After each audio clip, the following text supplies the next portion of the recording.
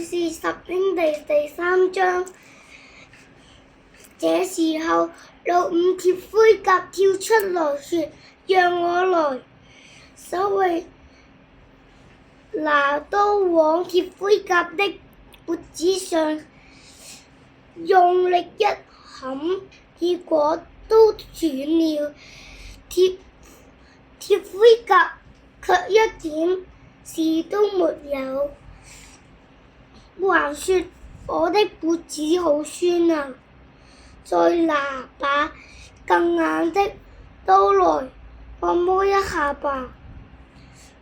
皇帝嚇壞了，又叫人用火燒他們。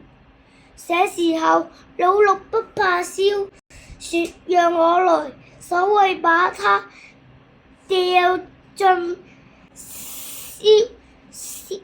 燒得滾燙的熱水裏，結果水涼了，不怕燒，卻一點事也沒有，還說這些水不夠熱，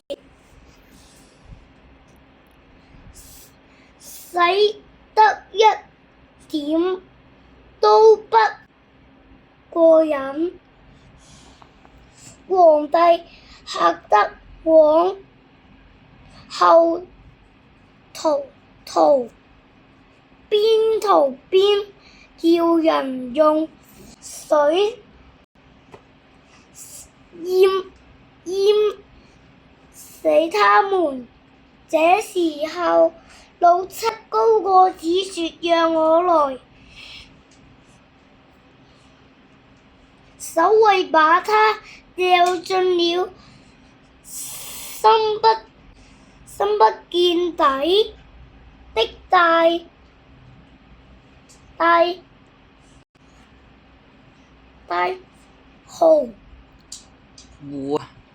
大湖裏，結果高個子長腿一伸，身體就伸長得和天空飛狐一樣高。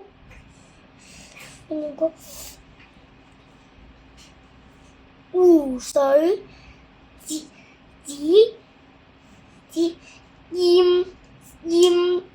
淹到他的膝蓋，還說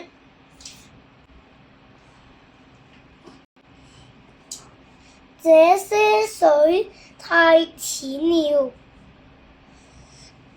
只夠我洗腳。